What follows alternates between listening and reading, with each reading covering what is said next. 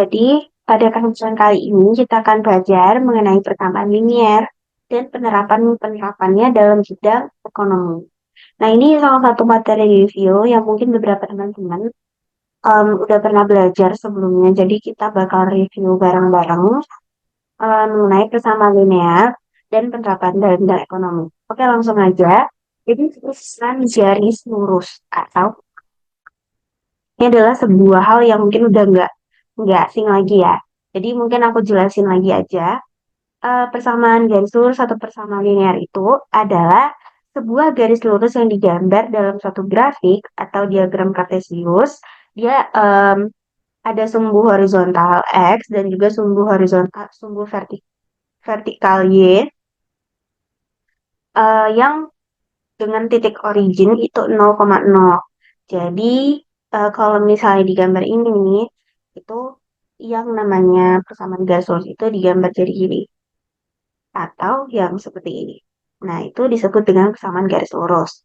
Sebenarnya nanti kita akan bertemu juga dengan persamaan seperti ini, terus ada juga yang kayak gini dan lain-lain. Tapi untuk kali ini kita belajarnya cukup yang ini. Oke, lanjut. Jadi, kalau misalnya kita berbicara tentang persamaan garis lurus atau persamaan linear, kita tidak asing dengan yang namanya slope atau gradien atau kemiringan. Nah, jadi sebenarnya kalau mengingatkan kembali, gradien itu adalah garis lurus yang dia memiliki kemiringan berdasarkan persamaan linearnya. Jadi, em, ketika ada suatu persamaan garis lurus, kalau kita mau tahu ini miringnya berapa ya gitu. Nah, itu bisa kita hitung pakai rumus yang ada di layar ini. Jadi, rumusnya itu ketika kita punya dua titik, itu berarti kita bisa memanfaatkan dua titik itu dengan cara Y2 dikurang Y1 per X2 dikurang X1. Nih, misal ada titik 0,3, terus titik 5,6. Berarti Y2 dikurang Y1 per X2 dikurang X1. Gitu caranya. Sehingga nanti kita akan menemukan eh, slope atau gradien-gradien bervariasi. Ya, ada yang dia positif seperti ini, ada yang dia negatif seperti ini, ada yang dia zero slope seperti ini, ada yang infinite slope. Kalau dia yang infinite slope itu gradiennya itu tak hingga. Kalau dia yang zero slope itu dia memang dia tidak punya kemiringan. Kalau dia negatif slope ini yang seperti ini itu seperti kurva demand dan yang positif slope itu seperti kurva supply gitu. Kita lanjut. Nah, eh, aku juga mau jelasin ini lagi. Ini nih, kalau kita mau nyari kemiringan dari si A ke B, garis A ke B, itu yang pertama kita cari dulu jarak dari A ke titik B. Ini, jarak dari titik sini itu ada 4. Nah, karena dia sejajar sumbu X, maka dia delta X sama dengan 4. Terus kalau misalnya dia ke atas, ke titik D-nya itu 2. Jadi, karena dia sejajar sumbu Y, maka delta Y sama dengan 2. Karena tadi kemiringan itu adalah delta Y per delta X, maka 2 per 4 itu sama dengan setengah, sama dengan 0,5. Terus kalau yang dia negatif, yang ini itu sama aja. Tapi kenapa dia negatif? Karena dia bergeraknya itu ke bawah ke sumbu Y yang negatif gitu. Dia ada intersect nih. Jadi dia gradiennya 1, intersectnya 2. Artinya garis yang memotong intersect itu artinya perpotongan. Perpotongan. Jadi kalau misalnya intersect Y berarti dia perpotongan Y. Kalau dia intersect X berarti dia perpotongan X. Jadi kalau di sini itu dia 2 nih. Berarti dia perpotongan Y-nya 2. Ini dia intercept Y. Terus gradiennya 1. Gradien 1 tuh dari mana gitu. Nah, berarti kan X yang tadi, yang delta Y per delta X. Berarti kalau dia delta Y per delta X, itu 3 dikurang 2 kan 1. 1 dikurang 0, 1. Berarti hasilnya 1. Inilah gradiennya. Gitu. Lanjut. Nah, ini ilustrasi aja. Ini gradien. Inilah yang disebut eh, sebagai y-intercept. Tapi kalau misalnya nanti ada titik di sini, itu namanya em, x-intercept. Gitu. Jadi persamaan yang akan kita gunakan atau yang akan menjadi dasar itu ada dua, yaitu y sama dengan mx tambah c dan ax tambah by tambah d sama dengan 0. Nah, mx tambah c itu m itulah yang disebut sebagai gradien. Terus y-intercept atau perpotongan y itu kenapa bisa c? Karena ketika kita ingin mencari titik potong y, berarti kita harus memasukkan atau mensubstitusikan x sama dengan 0. Tuh. Maksudnya x itu 0. Jadi gini, y sama dengan m dikali 0 ditambah c. Jadi y-nya sama dengan c. Gitu. Tapi kalau kita mau mencari titik potong x atau x-intercept, berarti kita harus memasukkan y-nya itu 0. Jadi gini, 0 sama dengan mx tambah c. Berarti kan minus c sama dengan mx. Berarti x-nya sama dengan min c per m. Terus kalau dia yang bawah itu gradiennya itu agak sedikit berbeda dengan yang atas. Kalau yang bawah itu kalau kita mau cari gradien untuk formula seperti ini, berarti gradien itu m sama dengan min a per b. Terus kalau kita mau cari titik potong y, itu min d per b. Ini yang y. Terus kalau yang x itu min d per a. Jadi min d per b atau min d per a. Kalau di pertanyaan tuh ditanya buat persamaan garis lurus. Nah, jadi kita langsung bisa Y sama dengan MX tambah C. Misal, kita punya gradien 2, terus Y interceptnya 3. Berarti persamaan garis lurusnya adalah 2M ditambah 3. Y sama dengan 2M ditambah 3. Tapi kalau kita punya titik, salah satu titik, misal X1, Y1, terus kita punya gradien M, berarti cara buat kesamaan garis lurusnya ini seperti yang ada di layar, yaitu Y dikurangi 1 sama dengan MX dikurangi 1. Jadi langsung aja disubstitusiin yang ada di soal ke dalam rumus ini. Terus kalau misalnya nih kita nggak tahu gradiennya, nggak tahu interceptnya, interceptnya berapa. Tapi kita tak tahu ada dua titik, yaitu X1 Y1 dan X2 Y2. Berarti kita bisa pakai rumus Y dikurang Y1 per Y2 dikurang Y1 sama dengan X dikurang X1 per X2 dikurang X1. Jadi ini sebenarnya tentang pemahaman aja. Jadi kita bakal ingat hal-hal ini kalau misalnya kita sering latihan soal. Jadi ketika ada di soal itu ada persamaannya apa, terus kita yang ditanya itu berapa Y-nya, berapa X-nya. Nah, kita bisa menyelesaikan persamaan itu dengan cara tiga. Sebenarnya ada empat, yaitu eliminasi, substitusi, campuran atau eliminasi substitusi, dan satu lagi adalah metode grafik. Itu kita gambar grafiknya langsung. Kita mengeliminasi salah satu koefisien untuk mendapatkan hasil dari koefisien lainnya. Gitu. Kalau substitusi, kita dapat nilai dari salah satu koefisien atau persamaan suatu koefisien, kita masukkan ke persamaan lainnya. Sehingga kita akan mendapatkan nilai dari satu koefisien, terus kita masukin nilai itu ke dalam koefisien lain. Mungkin ini terdengar sedikit membingungkan, jadi kita langsung ke latihan soal aja. Jadi di sini ada contoh soal, jadi aku izin bacain aja soalnya, yaitu 2F yaitu 2X plus 3Y sama dengan 12,5. Terus ada min X tambah 2Y sama dengan. Ketika ada dua kesamaan garis lurus, berarti dua variabel yang ingin dicari, berarti kita butuh dua persamaan. Tapi kalau misalnya ada tiga variabel, berarti kita butuh tiga persamaan. Dan begitu seterusnya.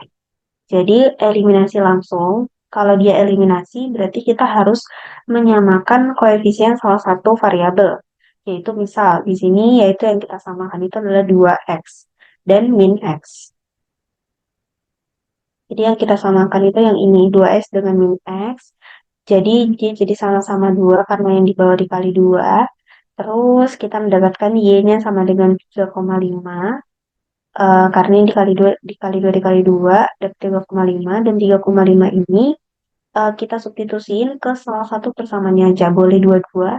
Tapi itu pasti hasilnya akan sama kalau dia benar cara ngerjainnya. Jadi kita cuma satu persamaan aja. Di sini nih kita pakai persamaan yang kedua. Ini persamaan satu, ini persamaan dua. Jadi kita pakai persamaan dua, yaitu langsung aja masukin ini tadi 3,5 dapatlah X-nya sama dengan satu. Tapi sebenarnya ada cara lain juga ketika kita menggunakan eliminasi, yaitu bisa dengan cara kita kan eliminasi X nih. Terus kita juga bisa kita eliminasi si Y. Jadi 12,5. Terus berarti jadinya min X ditambah 2Y sama dengan 6 atas kali 2 bawah kali 3 supaya Y-nya sama-sama 6Y, 6Y. Berarti habis Y-nya tinggallah si X untuk dapat nilai si X-nya berapa. Gitu. Ya, jadi sebenarnya apapun caranya, mau pakai substitusi, mau pakai eliminasi, grafik itu nanti hasilnya bakal sama. Kalau digambar bakal sama dan hasil YX-nya juga sama. Tuh, memang beda gitu. Jadi substitusinya itu kita bisa substitusiin yang kedua ini ke yang atas atau atau yang satu ke yang dua. Nah, cara substitusinya kita jadiin dulu dia itu X sama dengan atau Y sama dengan. Baru bisa kita substitusiin. Contoh yang ini. Nah, yang ini itu kita ubah dia menjadi min X sama dengan 6 dikurang 2Y. Nah, karena dia masih minus, sedangkan di sini itu adalah dalam bentuk positif, maka kita harus kalikan dia dengan minus supaya dia positif. Dengan minus 6 ditambah 2Y. Atau kalau dia garis antik, biar rapi, 2Y dikurang 6. Barulah ini, samaan ini, kita masukin ke dalam persamaan satu. Sehingga dapatlah tadi 3,5 dan angka satu. X-nya 1, Y-nya 3,5. Jadi aplikasi persamaan linear itu ada banyak. Yang pertama kita akan jelasin itu dalam permintaan, dalam kurva permintaan atau kurva demand. Nah, kita review lagi bahwasanya demand itu adalah jumlah barang dan jasa yang diminta dan memang mampu dibeli oleh konsumen pada berbagai tingkat harga. Jadi, eh, demand itu hubungannya dengan kemampuan si pembeli. Jadi, orientasinya itu adalah pembeli. Kalau dia demand. Jadi, hukum permintaan ini dia hubungannya negatif. Sehingga seperti yang udah aku bilang di awal, dia akan menghasilkan yang namanya negatif slope. Karena semakin tinggi harga, maka permintaannya akan semakin rendah gitu. Jadi semakin rendah harga, maka permintaannya akan semakin tinggi. Nah, jadi apa aja sih yang mempengaruhi permintaan itu? Nah, yang di sini nih, yang di, yang ini harga barang itu sendiri, pendapatan, ekspektasi, jumlah pembeli, selera, dan harga barang lain yang terkait. Nah, kalau dia harga barang lain yang terkait itu, masuknya itu barang komplement, barang komplement dan barang substitusi gitu. Jadi kalau dia barang substitusi itu kan barang pengganti ya. Jadi kalau dia barang pengganti, nanti kita juga akan bahas efeknya ke permintaan gimana. Terus kalau dia barang komplementer, dia efeknya ke permintaan gimana. Gitu. Sehingga kalau di sini ada rumusnya yaitu QD sama dengan A dikurang BP atau P sama dengan A per B dikurang 1 per B QD. Di mana Q itu adalah jumlah barang yang diminta, P itu harga barangnya, terus em,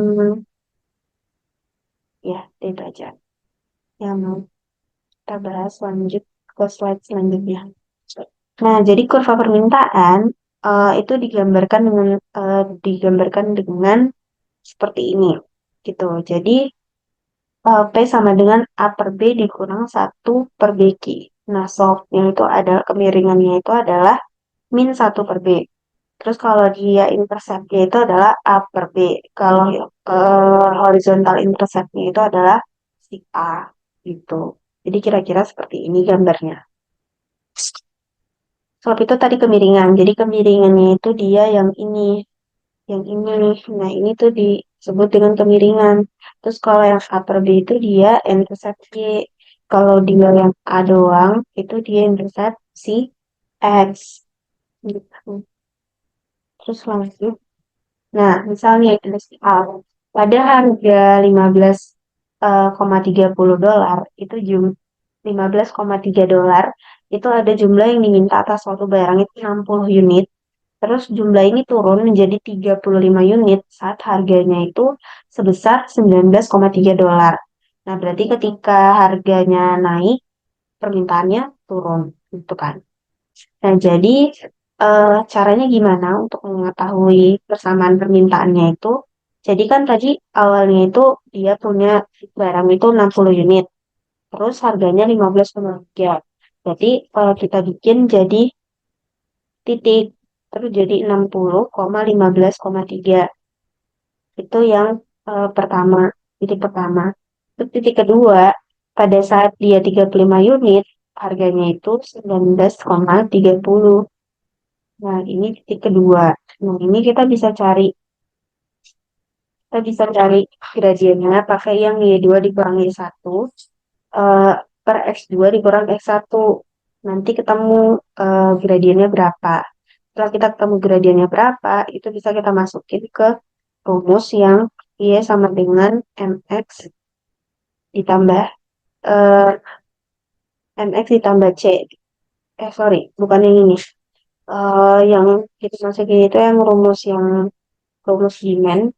Demand itu yang ini, yang A min BT, yang si D sama dengan, sorry bukan, yang A per D dikurang per B ki D. Jadi rumusnya itu yang ini, yang A per B dikurang per B ki D. Makanya kan ini yang 0,16 itu kan berarti dia yang dari angka per B, dari rumus per D kan. Terus kan ini dia P sama dengan, bener, A per B dikurang seper B Q D kan. Nah, A per B-nya itu yang C tadi. Ya, kan P-nya itu tadi 15,30. Terus unitnya itu 60. Terus kita mau tahu A per B-nya itu berapa. Atau Y-intercept-nya itu berapa. Nah, berarti kan langsung aja kan masukin aja. Dapatlah C-nya itu 24,9. Nah, setelah kita dapat M-nya tadi 0,16, terus C-nya itu 24,9, barulah kita masukin dia ke dalam kesamaan harga, kesamaan permintaan, yaitu P 24,9 dikurang 0,16 Ki. Tapi ini dalam bentuk persamaan harga, jadi P-nya itu harga. Jadi harga sama dengan 24,9 atau Y set dikurang 0,16 tadi dapat dari gradien kali Ki permintaannya. Gitu. Permintaan barangnya berapa. Terus kita ke penawaran. Nah, kalau dia di penawaran, penawaran itu adalah jumlah barang dan jasa tertentu yang ditawarkan oleh produsen pada berbagai tingkat harga. Jadi kalau dia permintaan itu dia pembeli oriented atau dia orientasinya ke pembeli, tapi kalau dia penawaran orientasinya itu ke penjual. Jadi makanya dia menghasilkan kurva yang positif atau positif slope. Karena kalau dia permintaan itu kan dia hubungannya negatif tuh. Ketika harga barangnya naik, berarti permintaannya turun. Ketika harga barangnya turun, berarti permintaannya naik. Kalau dia penawaran, semakin em, hubungannya itu positif. Jadi semakin jumlah barang dan jasa semakin harganya naik, maka semakin banyak barang yang akan ditawarkan.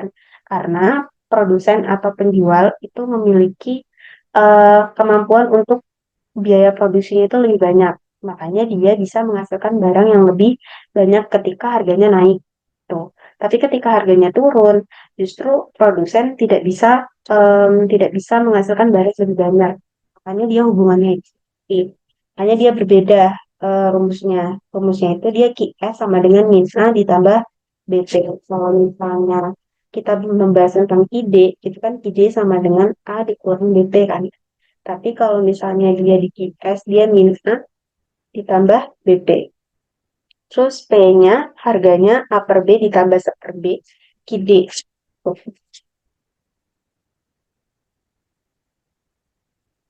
Jadi, kalau misalnya kita kurva permintaan itu dua slop negatif, kalau kurva penawaran juga positif. Jadi seperti yang digambar. Jadi vertikal interceptnya A per B. Yang berbeda itu di horizontal intercept. Kalau dia horizontal interceptnya permintaan, itu dia dalam bentuk positif A.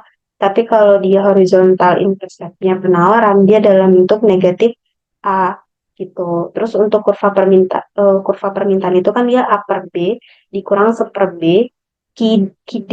Tapi kalau dia penawaran, dia P sama dengan A per B ditambah seper B ki S. Nah, slope-nya itu sama-sama seperti. Tapi kalau dia di permintaan dia negatif, kalau dia di penawaran dia positif aja bedanya. Contoh nih, ada soal. Misal, jadi kenaikan satu unit harga itu menyebabkan kenaikan 3 unit barang yang diminta. Jadi saat harganya 10, jumlah yang ditawarkan 25 unit. Jadi persamaan penawarannya gimana? Jadi tadi kan em, kenaikan 1 unit barang. Berarti eh, barang nih kenaikan 1 unit harga. Harga itu kita ibaratkan jadi Y. Dan barang itu menjadi si X. X. Berarti Y per X itu sama dengan 1/3. Ini adalah gradien atau M. Nah, saat harganya 10, jumlah yang ditawarkan itu adalah 25. Berarti, nah tuh, kalau kayak gitu, kita kita masukin dia ke rumus harga. Rumus harga itu kan dia P sama dengan A per B ditambah seper B QS, sorry. Berarti seper B-nya itu kan dia 1/3 kan. Nah, berarti kan tadi harganya 10. Terus Q-nya itu 25. Kita cari C atau Y intercept. C-nya itu dapat 5/3. Barulah kita masukin 5/3 ditambah sepertiga Q. Atau kalau kita mau dalam bentuk Q, permintaan, persamaan pengeluaran Q, itu berarti Q sama dengan -5 ditambah 3P. Berarti satu. Lanjut. Ini tipe harusnya salah ketik harusnya itu equilibrium atau keseimbangan. Jadi keseimbangan atau equilibrium itu adalah keadaan di mana harga pasar itu berada pada tingkat di mana jumlah yang ditawarkan atau quantity of supply dan quantity of demand-nya itu sama. Tuh, sama dengan. Jadi eh, equilibrium pasar ini tuh dia harga keseimbangan. Dia akan menimbulkan harga keseimbangan di pasar. Nah, terus ada juga kuantitas keseimbangannya. Jadi quantity of demand sama quantity of equilibrium sama price of equilibrium dari quantity of supply sama dengan quantity of demand. Jadi seperti ini. Jadi dia didapatkan dari QS sama dengan QD. Ini. Seperti yang di layar ini, kan dia ada fungsi permintaan ini, terus ada fungsi penawaran ini. Terus QD sama dengan QS, dapatlah fungsi keseimbangan. Baru kita bisa menentukan harga keseimbangan dan kita bisa mendapatkan kuantitas keseimbangan dari harga keseimbangan yang ditawarkan. Harga keseimbangan yang ada. Terus lanjut. Nah, tadi aku ada bilang di awal atau ada menyinggung di awal mengenai barang substitusi dan barang komplementer. Jadi, ketika kita berbicara tentang permintaan dan penawaran, itu sangat erat kaitannya dengan barang pengganti dan barang eh, pelengkap. Jadi, barang substitusi itu adalah barang yang menggantikan fungsi barang lain. Jadi, misal harga suatu barang itu turun, maka permintaan atas barang dua itu juga akan ikut turun. Tapi kalau misalnya harga barang yang satu itu turun, maka permintaan barang yang kedua itu akan naik. Kenapa kayak gitu? Jadi gini, kalau dia barang substitusi, misal substitusi beras itu kita misalkan roti. Berarti kalau misalnya harga beras itu turun, harga beras itu turun, berarti orang-orang akan lebih memilih untuk mengonsumsi beras lebih banyak. Berarti kan orang-orang yang beli beras itu akan lebih banyak, permintaan terhadap beras akan lebih tinggi. Sehingga orang-orang yang mau beli roti, yang tadinya eh, roti itu jadi barang substitusi mereka, justru beralih ke beras. Sehingga permintaan roti itu turun. Karena harga beras itu turun. Tapi kalau misalnya konteksnya adalah barang komplementer, misal motor sama bensin. Misal harga bensin itu naik atau harga BBM naik. Nah, kalau misalnya harga BBM naik, berarti kan orang-orang akan mencari alternatif lain selain BBM. Walaupun itu biasanya agak jarang terjadi. Tapi kalau secara teori, berarti ketika harga BBM naik, berarti orang-orang akan beralih ke hal lain kan, alternatif lain selain BBM. Sehingga apa? Sehingga atas permintaan atas barang motor tadi itu akan turun karena harganya naik. Karena dia dua hal yang saling eh, bergerak ke arah yang sama. Tapi kalau substitusi itu bergerak ke arah yang berbeda, kira-kira. Lanjut. Nah, ini kira-kira ilustrasinya kayak gini. Jadi barang substitusi itu barang yang saling menggantikan. Contohnya daging sapi sama daging ayam. Ya kan? Itu kan ada orang yang karena daging sapi itu biasanya lebih mahal. Jadi orang-orang menjadikan ayam itu substitusi daripada daging sapi. Tuh, jadi ketika sapi harganya naik ya orang belinya ayam. Tapi kalau misalnya ketika sapi harganya turun ya orang belinya lebih banyak beli sapi daripada beli ayam. Terus sama lilin, center kan harganya lebih mahal daripada lilin biasanya. Terus barang komplementer, dia barang yang saling melengkapi. Jadi kopi sama gula, terus motor sama bensin, terus beli teh sama gula dan lain sebagainya. Nah, jadi jika X dan Y adalah barang substitusi, maka dia bentuk umumnya seperti ini. Terus kalau misalnya dia barang komplementer, maka dia bentuk umumnya seperti ini. Lalu kondisi keseimbangan itu dia Ki DX sama dengan Ki SX atau Ki DY sama dengan Ki SY gitu.